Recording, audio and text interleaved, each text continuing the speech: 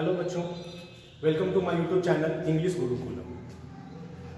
आपको शायद सुन के आश्चर्य लगा होगा इंग्लिश गुरुकुलम, क्योंकि अभी तक मेरे चैनल का नाम आपको पता ही होगा इंग्लिश मंत्रा था, लेकिन कुछ टेक्निकल इश्यू हो जाने की वजह से मुझे उस चैनल का नाम चेंज करना पड़ा और नाम रखना पड़ा फिर इंग्लिश गुरुकुलम। ठीक है, और मैं चंद्रकांत सर।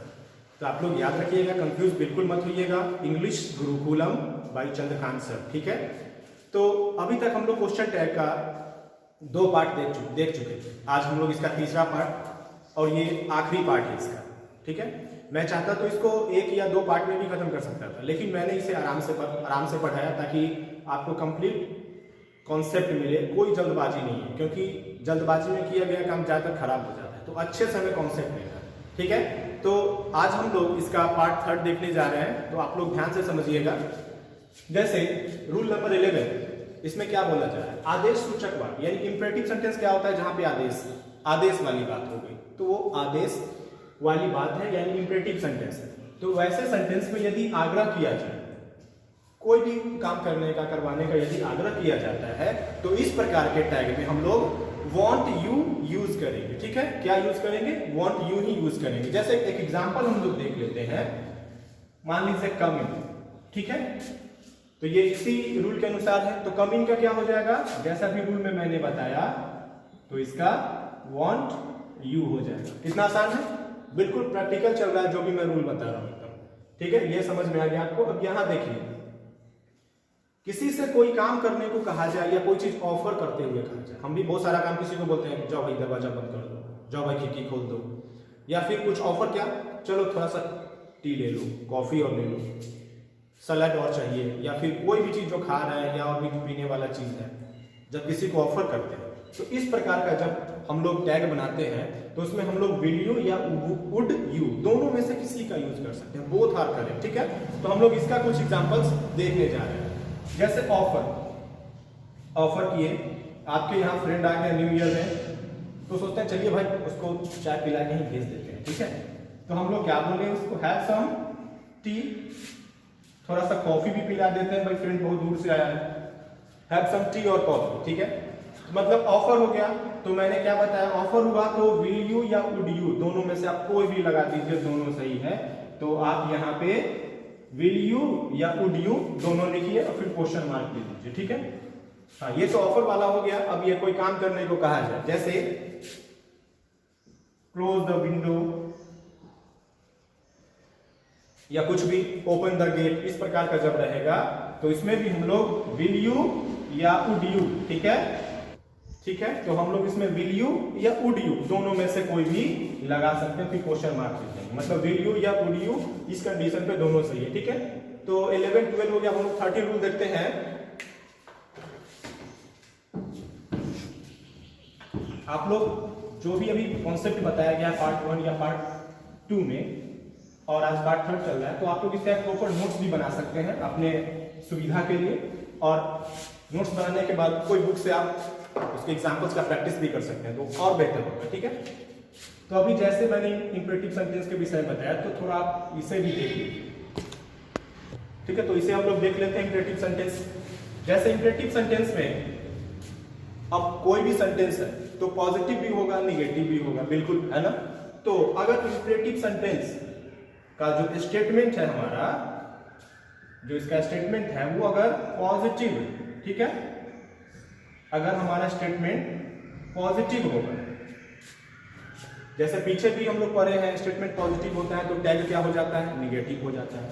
तो इंपरेटिव सेंटेंस में अगर हमारा स्टेटमेंट पॉजिटिव है, तो पॉजिटिव में हम लोग विल यू या वांट यू दोनों यूज कर सकते हैं।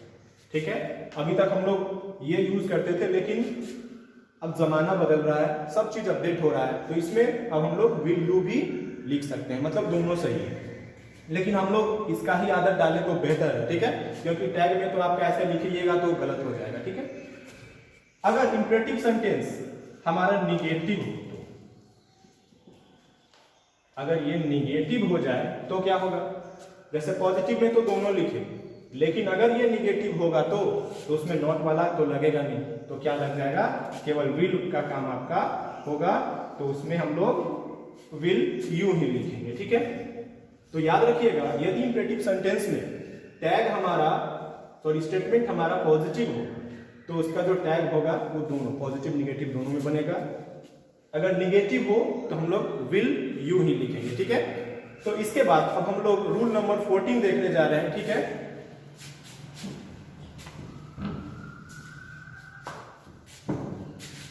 तो हम लोग रूल नंबर 14 देख रहे हैं, ठीक है। तो हम लोग अब रूल नंबर 14 देख रहे हैं।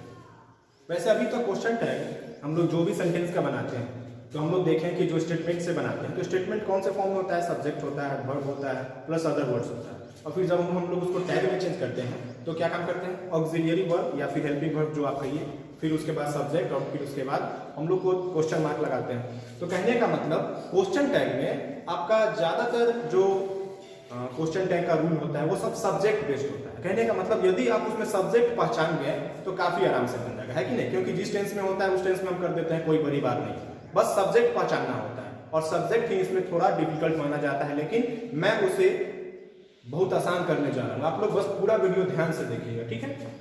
तो हमारे सामने ऐसे भी कुछ सेंटेंस है जिसमें पहले ऑल ऑफ अस आ सकता है, नन ऑफ अस आ सकता है, सम ऑफ अस आ सकता है, फिर ये यू का ग्रुप, all of you, none of you, some of you, most of you, either of you आएगा, फिर उसका देम वाला, all of them, some of them, none of them. इस प्रकार का जब सेंटेंस रहे और उस सेंटेंस का सब्जेक्ट हमारा ये सब में से कोई रहे तो जब हम लोग क्वेश्चन टैग बनाएंगे तो ऑक्सिलियरी वर्ब तो हम लोग टेंस के अनुसार डिसाइड कर लेंगे, लेकिन जो सब्जेक्ट होगा, देखिए जब अस वाला होगा इस प्रकार से तो हम लोग उसके टैग के सब्जेक्ट में वी करेंगे। जब यू होगा तो हम लोग यहाँ पे यू ऐड करेंगे। अब जब देम होगा तो हम लोग दे यूज करेंगे, ठीक है। ये काफी इंपॉर्टेंट है, आप लोग इसको ध्यान से देखिएगा। सेंटेंस तो कई सारे बनाए जा सकते हैं, बस आपको याद रखना है कि सब्जेक्ट यदि इन सब में से होगा तो वो यही रूल फॉलो करेगा हर हाल में, ठीक है। आई होप आपको अच्छे समझ में आ रहा है। तो हम लोग नेक्स्ट रूल 15 देख रहे हैं, ठीक है। कई बार ऐसा होता है कि भाई आपको मान लो दीपावली आ रहा है, नया ड्रेस चाहिए, पापा के पास है, पापा एक ड्रेस दिला दो। लड़कियां भी जाती हैं तो कई बार पैसे नहीं है, जाओ भी नहीं है, अपना मुंह बंद करो। ऐसा सिचुएशन होता है ना, पापा डांट देते हैं, मुंह बंद करो अपना, पिटाई लग जाएगा। तो इस प्रकार का जो स्टेटमेंट होता है, मतलब सामने वाला आपको डांट दे तो बहुत क्या बोलते हैं, बेचैनी वाला स्थिति होता है जिसके साथ ऐसा होता है। तो हम लोग देखेंगे अब उस प्रकार का जब सेंटेंस होगा तो उसका टैग कैसे बनेगा। तो ये आपका रूल नंबर 15 हो गया, ठीक है। यानी इम्पेशेंस बोलते हैं, मतलब बेसब्री, और नहीं तो बोल सकते हैं डांट फटकार, ठीक है। मतलब जब इम्पेशेंस डांट फटकार वाली जब स्थिति होगी, कोई बोल दिया मुंह बंद करो नहीं तो एक थप्पड़ लगाऊंगा, इस तरह का बात, तुम्हारे लिए अच्छा होगा कि मुंह बंद रखो, तुम्हारे लिए अच्छा होगा कि चुपचाप अपना काम करो, यहां से निकलो, इस प्रकार का जब सिचुएशन होता है तो बहुत इम्पेशेंस डांट वाली स्थिति होती है, बहुत बुरी स्थिति होती है। तो इस प्रकार का जब सेंटेंस होता है तो देखिए एक एग्जांपल हम लोग देख सकते हैं, जैसे you are better to keep shut your mouth.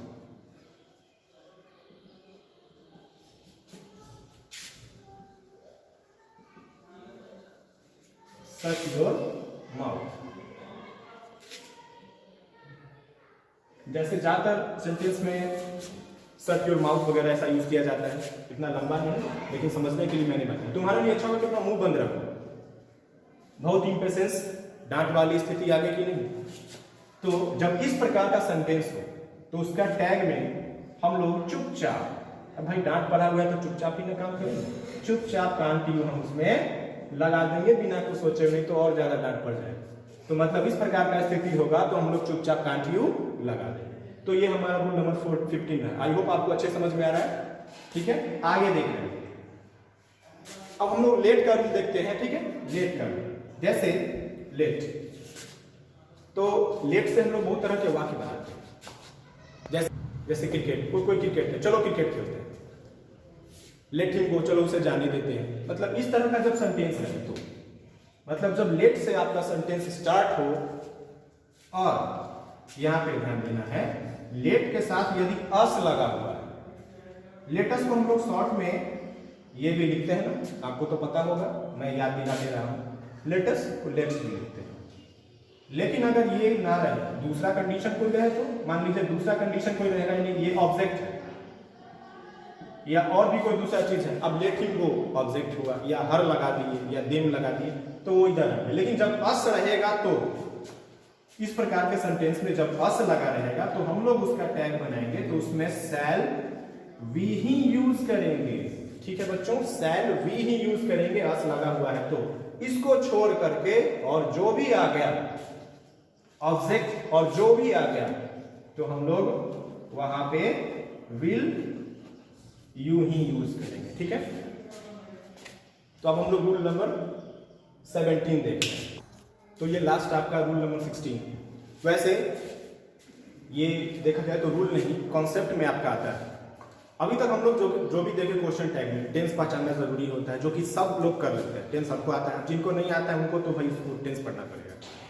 लेकिन और टेंस के बाद हम लोग सब्जेक्ट देखें तो मैंने पूरा अपने सेशन में क्वेश्चन टैग के सेशन जो भी रहा अभी तक पार्ट 1, 2, 3 सब में सब्जेक्ट पहचानना पड़ता है, क्योंकि टेंस पता है, सब्जेक्ट पहचान लिए तो बस क्वेश्चन टैग आपके मुट्ठी में। ठीक है, और बस एक चीज और है जो कि काफी इंपॉर्टेंट है, ज्यादातर बच्चे इसको ध्यान में नहीं रखते। ठीक है, जैसे मैंने बताया कि अगर क्वेश्चन टैग में if your statement is positive then tag will be negative, if your statement is negative then tag will be positive. मतलब स्टेटमेंट अगर पॉजिटिव है तो टैग नेगेटिव होगा, स्टेटमेंट अगर नेगेटिव है तो टैग पॉजिटिव होगा। लेकिन पहले नेगेटिव वर्ड पहचानेंगे तो, है ना। ऐसा नहीं है कि नॉट जिसमें लगा हुआ है वो तो भाई सबको दिख रहा है, लेकिन क्या कंपटीशन के एग्जाम में बस आपको नॉट लगा के रख देगा कि हाँ भाई आपके लिए रखा हुआ है, आप इसे बना के खा लीजिए, उतना आसान तो है नहीं। तो हम कुछ ऐसे भी वर्ड होते हैं जिनमें नॉट नहीं लगा होता है, वो निगेटिव होते हैं। तो ये मैंने वर्ड यहाँ पे बता रखा है, और ये सभी जो वर्ड्स ज्यादातर कंपटीशन के एग्जाम में ये सब वर्ड ही यूज किए जाते हैं, तभी तो बच्चे वहां पे कंफ्यूज हो जाते हैं। तो आप लोग इसको अच्छे से देख के समझ लीजिए, इसका नोट्स भी बना लीजिए। और ये सब रहा आपका निगेटिव वर्ड्स का ग्रुप, कुछ एडजेक्टिव है और ये कुछ एडवर्ब है। तो आई होप बच्चों आपको ये सेशन अच्छा लगा होगा। और मैं एक बार फिर से रिमाइंड करा दूं कि मेरे चैनल का नाम अब इंग्लिश मंत्रा से बदलकर मैंने इंग्लिश गुरुकुलम कर लिया है, और मैं चंद्रकांत सर। ठीक है, यदि आप इस चैनल पे नए हैं तो कृपया करके इस चैनल को सब्सक्राइब करें और बेल आइकन दबाना बिल्कुल नहीं भूलें, ताकि हमारे जो भी वीडियोस आगे आएंगी वो आपके पास बड़े आराम से पहले पहुंचेंगी और आपको पता भी पहले ही चलेगा। ठीक है, वीडियो को लाइक कीजिए और कमेंट में जो भी सजेशन है आप जरूर लिखिए। Thank you.